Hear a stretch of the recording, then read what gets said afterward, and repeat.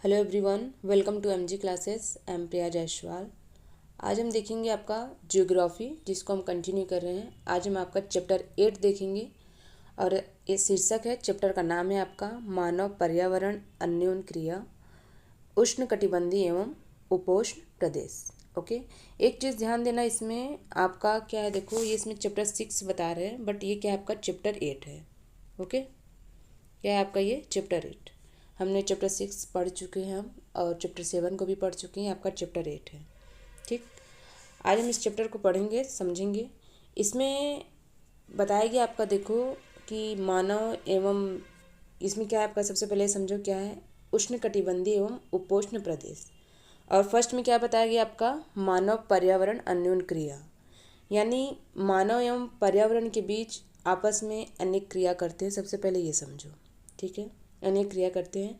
Main हम इसमें दो क्षेत्र के बारे में डिस्कस करेंगे, वो है आपका उष्णकटिबंधीय एवं उपोष्ण प्रदेश। ओके, इनके बारे में हम आज एग्जाम्पल के साथ अच्छे से पढ़ेंगे ताकि चीज़ें समझ में आए। और इसमें बताया गया है कि देखो यहाँ की जो जलवायु है, इस चैप्टर में हम पढ़ेंगे यहाँ की जो जलवायु है वो कैसी है, यहाँ पर किस टाइप के जीव जंतु पाए जाते हैं, लोगों के बारे में, यहाँ के जो लोग हैं वो कैसे हैं, वहाँ के जो लोग रहते हैं उनका काम है, वह काम कैसे है, काम के बारे में हम डिस्कस करेंगे। इन सब चीज़ के बारे में आज हम समझेंगे। ओके, इसमें बताया गया है कि विश्व के यहाँ पर जो विभिन्न हिस्से हैं, है ना, यानी जो विश्व के विभिन्न हिस्से हैं, इसमें कई टाइप के लोग होते हैं। सबसे पहले इस चीज़ को समझो, यानी जो विश्व है आपका, यहाँ पर ऐसे तो नहीं है एक ही टाइप के लोग हैं। यहाँ पर क्या है, आपके कई टाइप के लोग यहाँ पर रहते हैं, जिससे यहाँ पर जैसे ठंडी जगह है, वहाँ पे पहनावा अलग है, कल्चर अलग है, रीति रिवाज अलग है, यानी सब चीज़ अलग होता है। और जैसे आप पर्वतीय क्षेत्र में चले जाएंगे तो पर्वतीय क्षेत्र में वहाँ के जो लोग होते हैं, वहाँ का भी क्या होता है, कल्चर अलग होता है, पहनावा अलग होता है, वहाँ का जो संस्कृति है वो अलग होती है। जो मैदानी क्षेत्र है वहाँ पर जाएंगे आप तो वहाँ के लोग का भी चेंज होगा, है ना। यानी जहाँ जहाँ है, यानी ठंड प्रदेश है, गर्मी वाली जो जगह है, पहाड़ी प्रदेश है, पर्वतीय प्रदेश है, मैदानी इलाका है, हर जगह की वहाँ की खान पान, वहाँ के लोगों को रहने का तरीका, वहाँ का जीवन यापन करने का तरीका, सब चीज़ अलग है, पहनावा अलग है ना। हर एक चीज़ें क्या है उनकी अलग होती हैं। लेकिन अगर देखी जाए तो इसमें एक बेसिक ज़रूरतें हैं जो कि कॉमन है, सभी में पाई जाती हैं। वो है आपका रोटी कपड़ा मकान। आप लोग स्कूल्स में भी पढ़े होंगे, इकोनॉमिक्स में भी आपका ये चीज़ को ज़रूर बताया जाता है। आपका ये मेन है ना। यानी क्या है, आपका ये बेसिक चीज़ें हैं, रोटी कपड़ा और मकान। ये सभी को क्या होना चाहिए, ये सभी को चाहिए होता है। बाकी जो चीज़ें हैं, वो जो कल्चर है, पहनावा है, ये सब क्या होता है, वो अलग अलग है। लेकिन जो बेसिक चीज़ें हैं वह क्या है, आपका रोटी कपड़ा और मकान। ठीक है, ये क्या है, बेसिक ज़रूरतें हैं जो सबको चाहिए होती हैं। आगे हम पढ़ेंगे इसमें आपका अमेजन बेसिन के बारे में। इसमें अच्छे से आपका बताया गया है यहाँ किस प्रकार के लोग रहते हैं, यहाँ की जलवायु, अमेजन बेसिन की, यहाँ पर जो वन है, प्राणी हैं, जीव जंतु, यानी यहाँ जो लोग हैं, यहाँ पर जीवन जीने का जो तरीका है वह किस तरीके से है, इन सब के बारे में आज हम समझेंगे। सबसे पहले हम अमेजन नदी के बारे में पढ़ेंगे। सबसे पहले इसमें आपका बताया गया है, देखो कि इसमें आपका जो ये क्या आप जानते वाला जो पॉइंट है आपका दिया रहता है एग्ज़ाम में। इस चीज़ को मैं हमेशा बोलती हूँ कि जब भी दिया रहे क्या आप जानते हैं यहाँ पर साइड में, तो उस चीज़ को आप पहले पढ़ा करें, क्योंकि एग्ज़ाम में कई बार यहीं से डायरेक्ट क्वेश्चन उठाया गया है ना। अगर आप प्रीवियस ईयर के क्वेश्चंस को आप सॉल्व करते हो, उसमें अगर आप देखोगे तो कई सारे क्वेश्चन ऐसे हैं कि यहीं से डायरेक्ट उठाया गया है। इसलिए जब भी दिया गया रहे इस चीज़ को अवॉइड नहीं करना है। जब भी आप एनसीईआरटी पढ़ते हो तो कोशिश करो कि उस चीज़ को अवॉइड ना करके उस चीज़ को पढ़ो, ठीक है, क्योंकि क्वेश्चन यहाँ से अधिकतर पूछा जाते हैं। आगे देखेंगे हम, इसमें बताया गया है कि स्पेन जो, हाँ, इसमें बताया गया आपका कि जो स्पेन के लोग हैं यहाँ पर, इन लोगों ने क्या किया है, अमेज़न नदी की खोज की है। ठीक है, इस चीज़ को हम अच्छे से समझेंगे। इसमें क्या बताया गया, देखो कि जब स्पेन के अन्वेषकों ने इस नदी की खोज की, तब सिर पर क्या हुआ, वहाँ पे सुरक्षा कवच यानी क्या हेड गियर एवं क्या है आपका घास के स्कर्ट पहने कुछ स्थानीय आदिवासियों ने क्या किया था, उन पर आक्रमण किया। तो इन आक्रमणकारियों के कारण क्या हुआ, वहाँ उन्होंने प्राचीन रोमन जो साम्राज्य हैं, प्राचीन रोमन साम्राज्य के अमेजोन्स नाम को आप याद रखेंगे, प्राचीन रोमन साम्राज्य के अमेजोन्स नामक महिला योद्धाओं के आक्रामक समूह की याद दिला दी। ठीक है, इस चीज़ को आप ध्यान देना। और जो स्पेन का यहाँ जो लोग हैं, इन्होंने क्या किया था, अमेजन नदी की खोज की थी। आगे हम अमेजन नदी के बारे में समझेंगे, अमेजन बेसिन के बारे में। ठीक है, इसको हम अच्छे समझेंगे। सबसे पहले हम मैप को देखेंगे। ओके, मैप को आप ध्यान देना। इसमें आपका बताया गया है कि जो सबसे पहले हम देखेंगे जो उष्ण कटिबंधीय वाला पॉइंट है। ठीक है, यानी जो कुछ कुछ पॉइंट्स है पहले उसको समझेंगे, उससे रिलेटेड है। जैसे आपका उष्ण कटिबंधी का है, भूमध्य रेखीय प्रदेश है, इस सब चीज़ को अगर हम पढ़ेंगे तो आपका जो अमेजन बेसिन है वो आपको समझ आएगा। ठीक है, तो सबसे पहले हम देखेंगे, इसमें आपका फर्स्ट पॉइंट है उष्ण कटिबंधी। इसके बारे में हम समझेंगे। इसमें बताया गया आपका कि अगर आप ध्यान दिए होंगे तो हमने पिछले चैप्टर्स में भी पढ़े हुए हैं ये सब चीज़ों को, उष्णकटिबंधीय सदाबहार वन, उष्णकटिबंधीय, ये सब चीज़ों को हमने पढ़ा हुआ है। ठीक है, फिर से हम समझेंगे इसको, ताकि डिस्कस करेंगे, ताकि चीज़ें रिपीट हो जाए और आपको आसानी से समझ में आ जाए। ओके, इसमें आपका बताया गया, देखो हम थोड़े इससे समझेंगे। ठीक है, ये आपका जैसे क्या है, पृथ्वी है। ठीक, पृथ्वी के ये फर्स्ट में क्या है आपका 23.5 डिग्री आपका क्या है, ये कर्क रेखा है। ओके, 23.5 डिग्री कर्क रेखा, और ये क्या है आपका 23.5 डिग्री मकर रेखा। ठीक, आपको याद ही होगा, हमने पढ़ा है। तो जो ये बीच वाला भाग है आपका, ये बीच वाला भाग आपका क्या है, उष्ण कटिबंधीय क्षेत्र है। ठीक है, यानी कर्क और मकर रेखा के जो बीच का क्षेत्र होता है, जो भाग होता है, ये क्या कहलाता है आपका उष्ण कटिबंधीय वाला क्षेत्र है। ठीक है, आगे आपका है भूमध्य रेखा, भूमध्य रेखीय प्रदेश। ठीक, इसको समझेंगे। इसमें आपका बताया गया है कि जो पृथ्वी होता है, जैसे पृथ्वी है ये, ठीक है, पृथ्वी का आपका ये क्या है 10 डिग्री से 10 डिग्री के बीच वाला भाग। ठीक, ये क्या आपका 10 डिग्री है, ये भी क्या आपका 10 डिग्री है। ठीक, 10 डिग्री, ये 10 डिग्री, ये ऊपर में क्या आपका 23.5 डिग्री। ओके, नीचे भी आपका क्या है, इसको मैं थोड़ा सा बड़ा करती हूँ ताकि अच्छे समझ में आए। ये आपका क्या है, सबसे पहले पृथ्वी। ठीक, ये आपका क्या है, कितना 23.5 डिग्री, जो हमने अभी पढ़ा, कर्क रेखा और मकर रेखा। ठीक है, उसके बाद आपका बीच में क्या है 10 डिग्री, ये 10 डिग्री कर्क रेखा साइड, और 10 डिग्री के आपका मकर रेखा।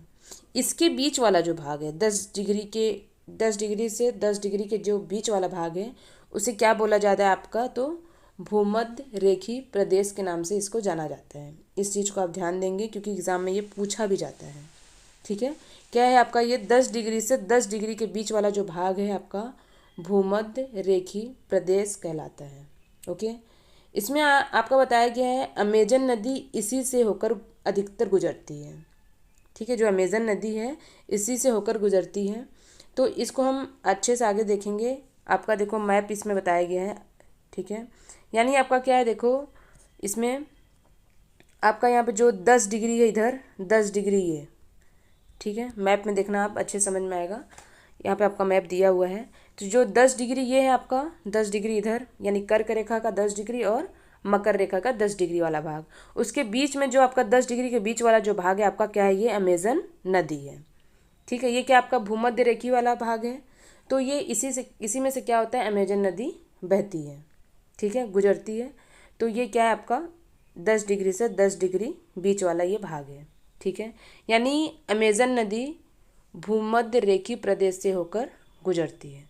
इस चीज़ को ध्यान देना, एग्ज़ाम में पूछा जाता है। ओके, आगे देखेंगे हम इसमें अमेजन जो नदी है, नदी के बहने की जो दिशा है, इसको हम समझेंगे। ठीक है, अमेजन जो नदी है इसके बहने की जो दिशा है, इसको समझेंगे। इसमें बताया गया है कि यह पश्चिमी पर्वतों से निकलकर पूर्व में आपका क्या है, आपका ये अंध महासागर में जाकर मिलती है। ठीक है, क्या है आपका ये पश्चिम से पर्वतों से निकलकर पूर्व में पश्चिम से निकलती है पर्वत से होकर और पूर्व में जाकर अंध महासागर में जाकर मिलती है। इस चीज़ को ध्यान देना ये सब, ठीक है। ये सब पॉइंट पॉइंट वाली चीज़ें हैं, एग्ज़ाम में पूछना जा सकते हैं, ठीक है।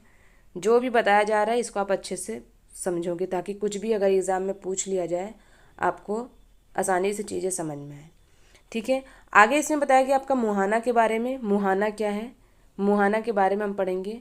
मुहाना आपका है ऐसा जगह जहाँ नदी किसी अन्य जलराशि से मिलती है, मतलब नदी समुद्र या महासागर से जिस समुद्र में जाकर मिलती है इसे ही हम मुहाना कहते हैं, ठीक है, यानी ये मुहाना कहा जाएगा। आगे आपका क्या है देखो, अमेजन नदी अपने सहायक नदी के साथ मिलकर अपने बेसिन में जाकर मिलती है और अमेजन बेसिन का निर्माण करती है, ठीक है। और इसमें जो बहुत सारी सहायक नदियां हैं जो मिलकर अमेजन नदी का क्या करती हैं, आपका निर्माण करती हैं। और यह नदी क्या आपका बेसिन ब्राज़ील के जो भाग है वहाँ पे पेरू के कुछ भाग, बोलीविया, इक्वाडोर, कोलंबिया तथा वेनेजुएला के जो छोटे भाग से अपवाहित होती हैं, ठीक है। इन सब यानी ये सब क्या है आपका यहाँ की सहायक नदियाँ हैं। आप इनकी जितनी सहायक नदियाँ हैं उसका नाम आप याद रखेंगे। आपका बोलीविया है, इक्वाडोर है, कोलंबिया, वेनेजुएला, ठीक है। ये सब चीज़ का आप नाम याद रखना। आगे आपका इसमें बताया गया है कि जो जलवायु है इसके बारे में हम पढ़ेंगे। जो यहाँ की जो जलवायु है किस तरीके की है, इसमें बताया गया है आपका जो जलवायु है कि अमेजन जो बेसिन भूमध्य रेखा के पास फैला है, इसको हमने अभी पढ़ा। जो अमेजन बेसिन है भूमध्य रेखा के पास फैला हुआ है और पूरे वर्ष यहाँ पर क्या होता है, गर्म एवं नम जलवायु होती है।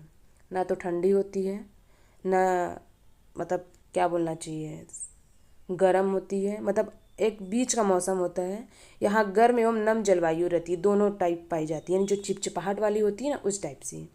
यहाँ का मौसम दिन एवं रात दोनों ही समय लगभग समान रूप में क्या होता है आपका गर्म एवं आर्द्र होता है, ठीक, यानी गर्माहट या चिपचिपा पाया जाता है तथा शरीर में क्या होता है चिपचिपाहट महसूस होती है, ठीक, यानी आपका नम भी होगा गर्म भी होगा, ठंडा तो होगा नहीं, जो बोलते हैं ना या फिर गर्म हो या फिर ठंडा हो, तो ये दोनों ना होकर क्या है आपका नम और गर्म दोनों है। तो इस प्रदेश में लगभग आपका प्रतिदिन वर्षा होती है और वह क्या होता है बिना किसी पूर्व चेतावनी के। दिन का तापमान उच्च एवं आर्द्रता और यानी गर्माहट जो होती है आपका बनी रहती है और रात के समय तापमान क्या होता है कम हो जाता है, लेकिन वहाँ की जो आर्द्रता होती है वह वैसी की वैसी रहती है। ओके, आगे हम देखेंगे इसमें वर्षावन के बारे में। इसमें बताया गया है आपका जो वर्षावन है इन प्रदेशों में क्या होती है अत्यधिक वर्षा होती है और जब अत्यधिक वर्षा होने के कारण यहाँ पर क्या होता है जो जंगल है वहाँ की जो भूमि होती है तो सघन वन उग जाते हैं, यानी हमने पढ़ा है आपका उष्णकटिबंधीय सदाबहार वन, हमने उसमें अच्छे से डिस्कस किया था। वहाँ वर्षा होती है, वर्षा के कारण क्या होता है वहाँ पर बड़े बड़े जंगल होते हैं, घास होते हैं। रीज़न क्या होता है इतने बड़े बड़े जंगल घास होते हैं तो वहाँ पर जितने पेड़ पौधे ऊंचे ऊंचे होते हैं, है ना, इसमें भी वही आपका बड़े बड़े पेड़ होते हैं और वही क्या होते हैं इतने बड़े बड़े हो जाते हैं कि जो सूर्य का प्रकाश है वह नीचे की तरफ नहीं आ पाता है। इस कारण क्या होता है वहाँ की जो भूमि होती है काफ़ी नम रहती है और यहाँ केवल वही वनस्पति पनप सकती हैं जिसमें छाया में बढ़ने की क्षमता हो, है ना, यानी वहाँ पर क्या होता है इतने बड़े बड़े जंगल हो जाते हैं, पेड़ उग जाते हैं कि जो धूप की रोशनी वह नीचे बिल्कुल नहीं पहुँच पाती, तो वही पेड़ वहाँ पर उगते हैं जो क्या हो नम में वह उग सके, ठीक है। आगे आपका क्या है देखो जिसमें छाया में बढ़ने की क्षमता हो और यहाँ पर परजीवी पौधे के रूप में यहाँ आर्किटिक एवं ब्रोमीलायड नाम आप याद रखेंगे, आर्किड एवं ब्रोमीलायड पैदा होते हैं, ठीक है। आप इस चित्र में देख सकते हो ये आपका क्या है अमेजन वन है, ये रहा आपका। और इसमें आपका बताया गया है आगे कि वर्षावन में प्राणी जात की प्रचुरता होती है और टूकन एक पंछी आप देख सकते हो, ये रहे टूकन गुंजन पंछी रंगीन पक्षती वाले जो मकाओं एवं भोजन के लिए बड़ी चोंच वाले विभिन्न प्रकार के यहाँ पर जो पक्षी होते हैं पाए जाते हैं। और समानता यहाँ पर पक्षियों से भिन्न होते हैं यह, और यहाँ पर पाए जाते हैं। आप देख सकते हैं ये बाकी जो पक्षी होते हैं उनसे काफ़ी ज़्यादा अलग है ये। प्राणियों में बंदर, स्लॉथ एवं चींटी खाने वाले टैपीर भी यहाँ पाए जाते हैं। आप बंदर का नाम जानते होंगे, स्लॉथ को भी आप सुने होंगे। स्लॉथ क्या, तो बहुत ज़्यादा आलसी होता है ना। क्या आपका स्लॉथ एवं चींटी वाले जो टैपीर होते हैं यहाँ पर पाए जाते हैं। साँप एवं सरीसृप की विभिन्न प्रजातियाँ भी इन वनों पर पाई जाती हैं, मगर साँप, अजगर तथा एनाकोंडा एवं बोआ कुछ ऐसी ही प्रजातियाँ इसमें आपकी पाई जाती हैं। ठीक है, और इसमें आपका बताया गया है, देखो जो इसके अतिरिक्त कुछ कुछ और हैं, जैसे कीड़े मकोड़े हुए, बेसिन में निवास करते हैं, और मांस खाने वाले जो पिरान्या हैं, मत्स्य समेत मछलियों को भी विभिन्न प्रजातियों भी अमेजन नदी में पाई जाती है। मतलब अमेजन नदी में कई टाइप के जीव हैं, जंतु हैं जो वहाँ पर पाए जाते हैं। और जो नॉर्मल जगह पर हैं जो पक्षी पाए जाते हैं, और वहाँ के पक्षी में जो जीव जंतु हैं काफ़ी डिफरेंस है, काफ़ी ज़्यादा अलग होते हैं। ठीक है, जो टैपीर हैं आप इसमें देख सकते हो, ये क्या आपका ये टैपीर, ये आपके आसपास में तो नहीं दिखेगा ना, ये काफ़ी ज़्यादा अलग है। ये आपका क्या है, ब्रोमीलायड है। ब्रोमीलायड क्या होता है, आपका एक विशेष प्रकार का पौधा होता है जो अपनी पत्तियों में जल को संचित करता है, इकट्ठा करता है। और मेढक जैसे प्राणी इन जल के पॉकेट का उपयोग करके यहाँ पर क्या करते हैं, अंडा देने का काम करते हैं, यानी अंडा देने के लिए इसको यूज़ करते हैं। आगे हम पढ़ेंगे इसमें वर्षावन के निवासी के बारे में। ठीक है, इसमें बताया गया आपका यहाँ के जो लोग हैं छोटे से क्षेत्र में वन के कुछ वृक्षों को काटकर अपने भोजन के लिए फसल उगाते हैं। और यहाँ के जो पुरुष शिकार करते हैं तथा नदी में मछली पकड़ते हैं, जबकि यहाँ की जो महिलाएं हैं वो फसल का ध्यान रखती हैं। ठीक है, और मुख्यतः क्या करते हैं, ये टेपियोका, अनानास एवं शकरकंद उगाते हैं, क्योंकि मछली या शिकार मिलना तो काफ़ी ज़्यादा मुश्किल होता है।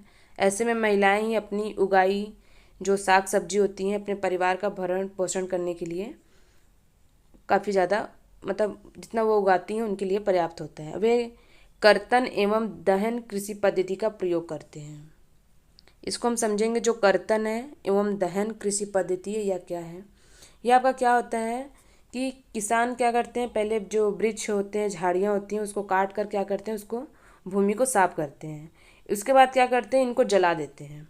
और जलाने के कारण क्या होता है यहाँ पर, जिससे इसका पोषक तत्व मिट्टी में मिल जाता है, और इस साफ भूमि पर कुछ वर्षों तक क्या कर सकते हैं, हम फसल को उगा सकते हैं। जमीन के इसमें जो कुछ टुकड़े होते हैं, बार बार प्रयोग से मिट्टी में जो पोषक तत्व हैं वहाँ का कम होने लगता है, अभाव होता है, और इसलिए यहाँ इस टुकड़े को छोड़ दिया जाता है, ताकि इसके बाद फसल उगाने के लिए किसी दूसरे स्थान को साफ किया जाता है, ताकि साफ किया जा सके और वहाँ पर फसल उगाया जा सके। बीच में पुराने खेतों में छोटे छोटे वृक्ष उगते हैं, और इस प्रकार की जो मिट्टी होती है पुनः फिर उपजाऊ हो जाती है। यानी ये क्या करते हैं, वहाँ की भूमि को काट, वहाँ कुछ सफाई करते हैं, फिर इसको जलाते हैं ताकि वो सब एक साथ मिल जाएं। ठीक है, कुछ समय के लिए छोड़ दिया जाता है, उसके बाद फिर वहाँ पर छोटे छोटे वृक्ष उगते हैं, और इस प्रकार की जो मिट्टी होती है पुनः उपजाऊ बन जाती है। तो लोग क्या करते हैं, फिर से उस भूमि के टुकड़ों को पुनः जोत सकते हैं, वहाँ पर खेती कर सकते हैं, ताकि क्या कर सकें, वहाँ पर अपनी रोजी रोटी को चलाने के लिए वहाँ पर खेती कर सकें, अपना भरण पोषण कर सकें।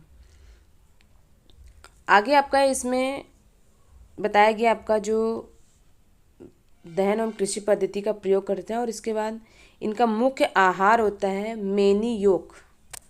ठीक है, जो मुख्य आहार है इनका मेनी योक है, जिसे कसावा भी कहा जाता है। इसका नाम आप याद रखना, मेनी योक, जिसे क्या बोला जाता है, कसावा कहा जाता है। यहाँ की जो आलू है, आलू की तरह ज़मीन के अंदर पैदा होता है, ये क्या आपका कसावा, जो आलू आप देखते हैं जो आप खाते हैं, है ना, तो इसी की तरह सेम ये क्या होता है, ज़मीन के अंदर पैदा होता है। ये चींटियों की रानी एवं अंडकोश भी खाते हैं।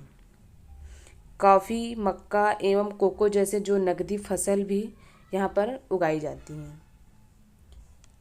आगे आपका बताया गया है कि वर्षावन अत्यधिक मात्रा में घरों के लिए लकड़ी प्रदान करती है। जाहिर सी बात है, आपका बारिश अगर ज़्यादा होगा, वर्षा अगर ज़्यादा होगा तो क्या होगा, कई सारे पेड़ पौधे होंगे, उगेंगे, ठीक है। अब अत्यधिक पेड़ पौधे उगेंगे तो क्या होगा, लकड़ी हमको मिलेगी, तो हम क्या करेंगे, हम उसको अपने भोजन बनाने के लिए इस्तेमाल कर सकते हैं। कुछ परिवार मधुमक्खी के छत्ते के आकार वाले छप्पर के घरों में रहते हैं, वो लोग उस तरीके से उसको बनाते हैं। जबकि कुछ लोग क्या करते हैं, मलोका कहे जाने वाले बड़े अपार्टमेंट जैसे घरों में रहते हैं, जिनकी छत क्या होती है, तीव्र ढलान वाली होती है, ठीक है। उनका जो घर होता है, उनकी जो छत होती है, जो तीव्र ऐसी ढलान वाली होती है।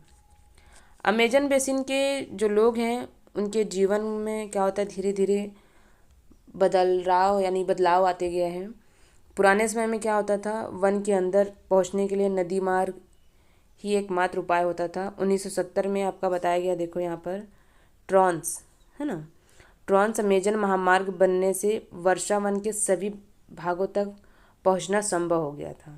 कब, 1970 में। अनेक स्थानों में यहाँ पर पहुंचने के लिए हवाई जहाज, हेलीकॉप्टर का भी उपयोग किया गया था, और इस प्रक्रिया के लिए यहाँ पर फलस्वरूप वहाँ की जो मूल आबादी है, उस क्षेत्र के बाहर निकलकर नए क्षेत्र में बसना पड़ा, जहाँ वे अपने पौराणिक तरीकों से खेती करते रहे हैं। इसमें देखो आपका बताया गया है, चित्र के अनुसार समझेंगे अच्छे से समझ में आएगा। इसमें आपका बताया गया है कि विकास की जो गतिविधियाँ हैं यहाँ पर, इनके कारण जैविक विविधता वाले जो वर्षावन है धीरे धीरे नष्ट होते गए हैं। ऐसा अनुमान लगाया गया है कि प्रतिवर्ष जो अमेजन बेसिन है, उनके वर्षावन का बड़ा भाग लुप्त होते चला जा रहा है। आप इसमें चित्र में देख सकते हो। इसमें आपका देखो बताया गया है कि फर्स्ट आपका यहाँ पर जो वर्षावन है, लुप्त होने से आपका व्यापक प्रभाव पड़ा है। वर्षा के कारण मिट्टी की जो ऊपरी परत है वह बह जाती है। ज़्यादा वर्षा होगी तो क्या होगा, वहाँ पर जो ऊपरी परत है वह बहती चली जाएगी, ये देख सकते हो आप, है ना। ऊपरी परत क्या हो रही है, बहती चली गई है, और उसके बाद यह धीरे धीरे वन बंजर भूमि में बदलते जा रहे हैं। पहले ऐसे था, फिर ऐसे, फिर ऐसे। ये वनों का क्रमिक विनाश है, ये जो धीरे धीरे हो रहा है। आगे हम देखेंगे इसमें गंगा ब्रह्मपुत्र बेसिन के जीवन के बारे में समझेंगे इसमें, यानी गंगा ब्रह्मपुत्र बेसिन, ओके। इसमें बताया गया है आपका गंगा तथा ब्रह्मपुत्र की जो सहायक नदियाँ मिलकर भारतीय उपमहाद्वीप में गंगा ब्रह्मपुत्र बेसिन का निर्माण करती हैं। इस चीज़ को आप ध्यान देना, ठीक है। और यहाँ जो बेसिन है, उपोष्ण में 10 डिग्री उत्तर से 30 डिग्री उत्तर अक्षांश के मध्य स्थित है, ठीक है। जो बताया जाता है, इस चीज़ को आप ध्यान देना, जो 10 डिग्री आपका उत्तर से 30 डिग्री उत्तर के अक्षांश के मध्य स्थित है। घाघरा, सोन, चंबल, गंडक, कोसी जैसी गंगा की ये सहायक नदियां हैं, एवं ब्रह्मपुत्र की सहायक नदी हैं ये। गंगा और क्या है आपका, ब्रह्मपुत्र की ये सहायक नदी हैं। नाम याद रखना, एग्जाम में पूछा जाता है, कुछ नाम और नदी में ऐड कर देगा, जैसे आपका घाघरा, सोना, चंबल है, उसके बाद इसमें सिंधु नदी को ऐड कर देगा। तो आपको समझना है कि इसमें घाघरा, सोन, चंबल नदी, गंडक, कोसी, ये सब क्या आपकी सहायक नदी। अगर आप नाम याद रखोगे तभी आपको समझ आएगा, वरना आप कंफ्यूज हो जाओगे, ठीक है। इसमें आपका बताया गया है कि जो नदियां हैं, ये इसमें सहायक नदियां हैं, इसमें अपवाहित होती हैं, ठीक है, अपवाहित होती हैं। इसमें हम, आप जब भी पढ़ोगे तो मैप में पढ़ना, आपको समझ में आएगा अच्छे से। एटलस रखना सामने में, चीज़ें आपको अच्छे समझ आएगी। आपका क्या देखो चित्र में बताया गया है, ब्रह्मपुत्र नदी है ये, ठीक है। और इसमें आपका देखो जो गंगा एवं ब्रह्मपुत्र के मैदान हैं, पर्वत एवं हिमालय के गिरिपात तथा सुंदरवन, ठीक है, गिरिपात तथा सुंदरवन इस बेसिन में मुख्य विशेषताएं हैं, ठीक है। क्या क्या है आपका, तो गंगा की ब्रह्मपुत्र के मैदान, पर्वत एवं हिमालय के गिरिपात तथा सुंदरवन डेल्टा, ठीक है, इस चीज़ को ध्यान देना आप। आगे आपका बताया गया इसमें गंगा ब्रह्मपुत्र बेसिन, है ना, आप चित्र में भी देख सकते हो, इसको समझेंगे। देखो यहाँ पर ये आपका क्या, गंगा है, ब्रह्मपुत्र है, ये बेसिन है ना, इस टाइप से। यहाँ पे सहायक नदियाँ हैं आपकी। उसके बाद हम इसमें देखेंगे आपका जो मैदानी क्षेत्र में है, अनेक चाप झील भी पाई जाती हैं। हमने पहले भी पढ़ा है चाप झील क्या होती है ना, ये सब चीज़ को हमने पढ़ा हुआ है। यहाँ पर क्या होता है, मैदानी क्षेत्र में अनेक चाप झील पाई जाती हैं, और यहाँ की जो जलवायु है मुख्यतः मानसूनी होती हैं। ठीक है, यहाँ की जो जलवायु होती हैं ये मुख्यतः मानसूनी होती हैं। मानसून में मध्य जून से मध्य सितंबर के बीच वर्षा होती है और ग्रीष्म ऋतु में गर्मी एवं शीत ऋतु में ठंड होती है। बेसिन क्षेत्र में विभिन्न प्रकार की स्थलाकृति हैं जिसमें आपका जनसंख्या के वितरण में पर्यावरण की प्रमुख भूमिका होती है और यहाँ पर तीव्र ढाल वाले पर्वतीय क्षेत्र में बसने के लिए प्रतिकूल होता है। अंत में आपका देखो आगे बताया गया है, गंगा ब्रह्मपुत्र बेसिन के पर्वतीय क्षेत्र में कम लोग रहते हैं। मानव प्रवास के लिए जो मैदानी क्षेत्र है सबसे ज़्यादा उपयुक्त होता है। आप इसमें देख सकते हो वहाँ पर क्या होता है, उपजाऊ मिट्टी होती है, सब चीज़ें पाई जाती हैं, इसलिए मैदानी क्षेत्र क्या होता है, सबसे ज़्यादा उपयुक्त होता है। यहाँ पर जनसंख्या घनत्व तो अधिक होता है क्योंकि यहाँ की जो मिट्टी है काफ़ी ज़्यादा उपजाऊ होती है और जिन स्थानों में फसल उगाने के लिए समतल भूमि उपलब्ध होगी वहाँ के लोगों का क्या होगा, मुख्य व्यवसाय भी कृषि होता है। इस चीज़ को ध्यान देना। यहाँ पर क्या कर सकते हैं, धान मुख्य रूप से फसल है और क्योंकि धान की खेती के लिए पर्याप्त जल की आवश्यकता होती है, क्योंकि आप धान लगाओगे तो वहाँ पर क्या होगा, आपको पर्याप्त मात्रा में जल की आवश्यकता होती है। यह उसी क्षेत्र में उगाया जाता है जहाँ वर्षा अधिक हो। यहाँ उगाए जाने वाले अन्य फसल जैसे गेहूँ, मक्का, ज्वार, चना एवं बाजरा भी हैं जिसको उगाया जाता है और गन्ना एवं जूट जैसी नकदी फसलें भी यहाँ पर उगाई जाती हैं। ठीक, क्या क्या आपका है, गेहूँ है, मक्का है, ज्वार, चना, बाजरा, गन्ना, जूट और मेन क्या है आपका, तो धान है। मैदान के कुछ क्षेत्र में आप केले के बागान भी देखे जाते हैं यहाँ पर। और पश्चिम बंगाल एवं असम में क्या आपका चाय बागान मिलते हैं जो पाए जाते हैं और बिहार एवं असम के कुछ भाग में सिल्क के कीड़े का संवर्धन कर सिल्क का भी उत्पादन किया जाता है। सिल्क का यूज़ कैसे किया जाता है, हम इसका कैसे वस्त्र बनाते हैं, इसको भी हमने पिछले चैप्टर्स में पढ़े हुए हैं। ठीक है, इसको हमने पढ़ा है। और मंद ढलान वाले जो पर्वतीय एवं पहाड़ियों वेदिकाओं में फसल उगाई जाती हैं। वेदिका क्या है, इसको भी हमने पढ़ा है। आगे देखो, इसमें विभिन्न भू आकृतियों के अनुसार वनस्पति में भी विभिन्नता पाई जाती है। ठीक है, यानी अलग अलग टाइप के पाए जाते हैं।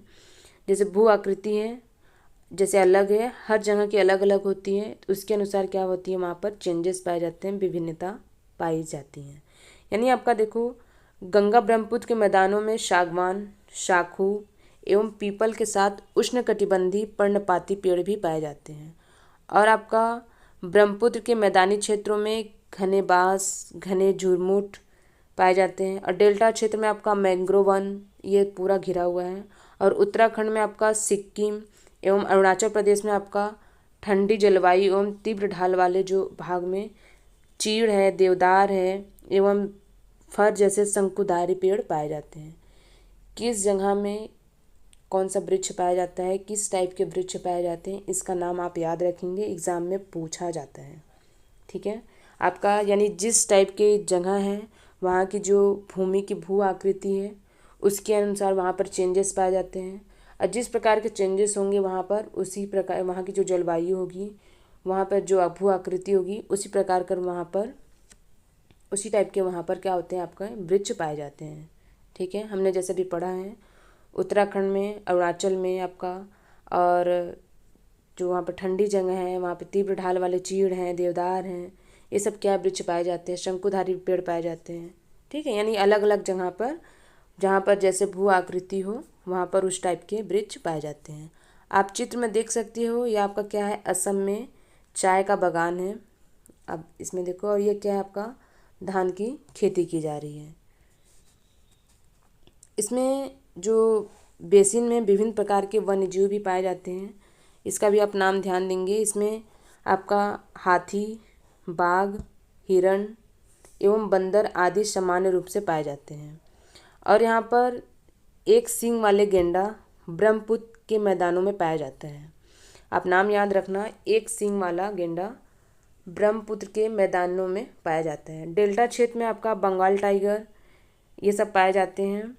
और नदी के साफ जल, झील एवं बंगाल की जो खाड़ी में प्रचुर मात्रा में आपका जलीय जीव भी पाए जाते हैं। रोहू, कतला एवं हिल्सा मछलियों के सबसे लोकप्रिय सब प्रजातियां हैं। और मछली एवं चावल इस क्षेत्र में रहने वाले लोगों का क्या होता है, मुख्य आहार होता है, उनका भोजन होता है। आगे हम देखेंगे इसमें वेदिकाओं का निर्माण है। हमने पहले भी पढ़ा है पिछले चैप्टर्स में, फिर भी आप देख सकते हो। देखो इसमें बताया गया आपका वेदिकाओं का निर्माण क्या होता है, आपका खड़ी ढलानों पर समतल सतह बनाकर कृषि करने के लिए होता है। ढलान इसलिए हटाया जाता है कि जल का प्रवाह तीव्रता से ना हो। रीज़न क्या है, अगर जल का प्रवाह तीव्रता से होगा तो वहाँ की जो मिट्टी है वो क्या होगा, कट जाएगी। इसको रोकने के लिए इसको बनाया जाता है। ये आप देख सकते हो चित्र में एक सींग वाला गेंडा है जो यहाँ पर पाया जाता है, और ये क्या आपका मगर है। ठीक, ये आपका वेदिका कृषि। इसमें आपका बताया गया है, देखो जो गंगा एवं ब्रह्मपुत्र की नदी के अलवड़ जल में एक प्रकार की डॉल्फिन पाई जाती है, जिसे स्थानीय भाषा में सुसु अथवा अंधी डॉल्फिन के नाम से इसको जाना जाता है। क्या है ये आपका अंधी डॉल्फिन, और क्या है ये नाम आपका सुसु। इसमें जो सुसु की उपस्थिति से क्या होता है, जल की जो शुद्धता का पता चलता है। यहाँ की जो रसायन की अत्यधिक मात्रा वाले जो गैर उपचारित औद्योगिक एवं शहरी गंदगी इन प्रजातियों को नष्ट कर रहे हैं अब। यानी जो वहाँ पे धीरे धीरे आपका चेंजेस आ रहे हैं, वहाँ पे जो शहरी प्रजाति हैं क्या कर रहे हैं, इसको गंदा करते चले जा रहे हैं। ये आपका अंधी डॉल्फिन है। ठीक है,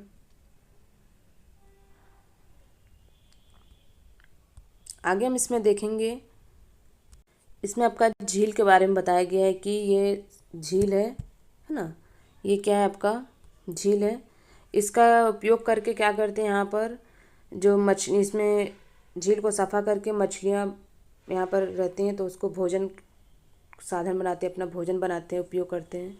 झील के आसपास की जो भूमि उपजाऊ है तो वह क्या करेंगे, यहाँ पर धान, मक्का, दलहन जैसे जो फसल होते हैं उसको बोया जाता है। खेत की जुताई के लिए भैंस का उपयोग किया जाता है। वहाँ के जो लोग हैं, यह झील होता है यहाँ पर तो काफ़ी ज़्यादा संतुष्ट होते हैं। नदी में पकड़ने, खाने व बेचने के लिए काफ़ी मछलियाँ हैं, जिन्हें पकड़कर क्या करते हैं, पास के शहरों में बेचा जाता है ताकि उनका जो इनकम का स्रोत है वो भी पूरा हो। यहाँ पर समुदाय प्रकृति के साथ मिलकर क्या करते हैं, आपका अच्छे से रहते हैं। यहाँ पर जब तक शहरों का प्रदूषण इस झील तक ना पहुँचे तब तक यहाँ पर मत्स्य पालन का कोई खतरा नहीं है, वरना क्या होगा, यहाँ पर मत्स्य पालन मुश्किल हो जाएगा। ये क्या है आपका साफ झील। आगे देखेंगे, इसमें आपका बताया गया है सार्वभौमिक स्वच्छता कवरेज प्राप्त करने और स्वच्छता पर ध्यान केंद्रित करने के प्रयासों में तेजी लाने के लिए भारत के प्रधानमंत्री ने, अपडेट याद रखना, 2 अक्टूबर 2014 को स्वच्छ भारत मिशन का शुभारंभ किया गया था। ठीक है, कई लोग को तो याद नहीं होता है, एग्ज़ाम में ये ऐसे छोटे छोटे क्वेश्चंस आते हैं लेकिन नहीं बना पाते हैं, है ना। तो क्या आपका 2 अक्टूबर 2014 को स्वच्छ भारत मिशन का शुभारंभ किया गया था। ये आपका है गंगा नदी के तट पर स्थित वाराणसी शहर। इसमें आपका है ये गंगा ब्रह्मपुत्र के मैदान में कई बड़े शहर एवं कस्बे स्थित हैं। यहाँ पर इलाहाबाद, कानपुर, वाराणसी, लखनऊ, पटना एवं कोलकाता जैसे 10 लाख से अधिक आबादी वाले शहर गंगा नदी के तट पर ही स्थित हैं। ठीक है, इन शहरों में क्या होता है, यहाँ स्थित उद्योगों का गंदा पानी बहकर नदी में ही जाता है, और जिससे क्या हो रहा है, नदी धीरे धीरे प्रदूषित होते चली जा रही है। यानी यहाँ पर जो बेसिन है आप देख सकते हो, बेसिन में यातायात का सुविकसित तंत्र उपस्थित है। ठीक है, यहाँ की जो गंगा है ब्रह्मपुत्र बेसिन में यातायात के 4 मार्ग सुविकसित हैं। मैदानी इलाकों के लिए लोग सड़क मार्ग एवं रेल मार्ग द्वारा एक स्थान से दूसरे स्थान तक जाते हैं, और नदी तटीय क्षेत्र में जल मार्ग यातायात का प्रभावशाली माध्यम है। आप कोलकाता में देखोगे तो कोलकाता में हुगली नदी पर स्थित है।